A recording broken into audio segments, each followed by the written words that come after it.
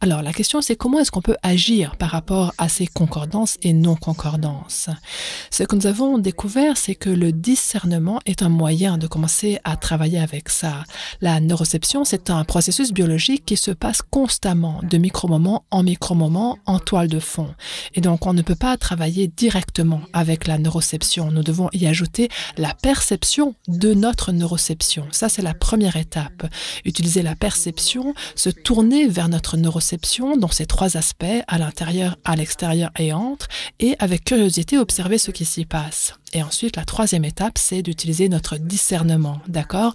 De ne pas simplement accepter la concordance ou non-concordance, mais d'utiliser un discernement curieux. Et la question qui nous aide à faire ça, c'est une question très simple qui dit: en ce moment, dans cet endroit, avec cette personne ou ces personnes, est-ce que cette réponse est nécessaire? Ou est-ce que l'intensité de ma réponse est nécessaire? Est ce qu'il faut maintenant?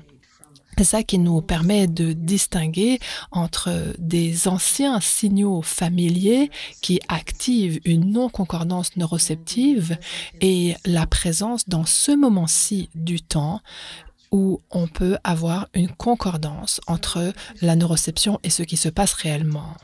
Donc, je vous invite à réfléchir à un moment où vous avez perçu une réponse intense à quelque chose ces derniers temps, d'accord?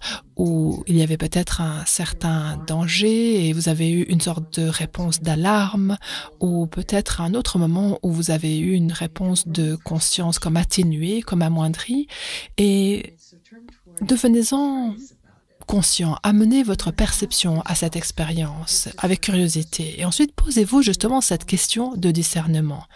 À ce moment-là, dans cet endroit-là, avec cette personne ou ces personnes, est-ce que cette réponse était nécessaire? Est-ce que c'était ce qu'il fallait?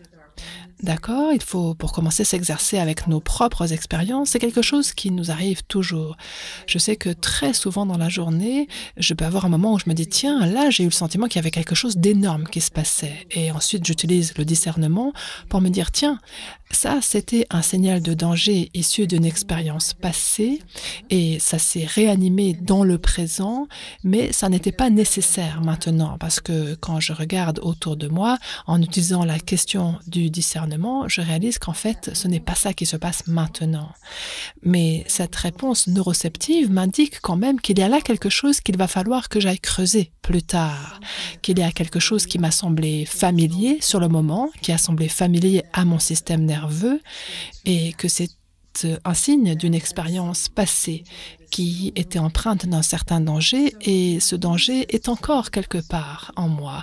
Donc vous pouvez utiliser cette question et quand la réponse est non, non, c'est pas nécessaire maintenant, notez-le quelque part parce que par sa réaction, votre système nerveux vous invite à aller explorer et résoudre ce sentiment d'alarme lié à l'événement. Et si la réponse à la question de discernement c'est oui, cette réponse est nécessaire maintenant, là vous pouvez commencer à renforcer votre confiance en votre système nerveux et sa capacité à vous donner des signaux exacts. Donc le discernement est un élément très important du travail avec la neuroception.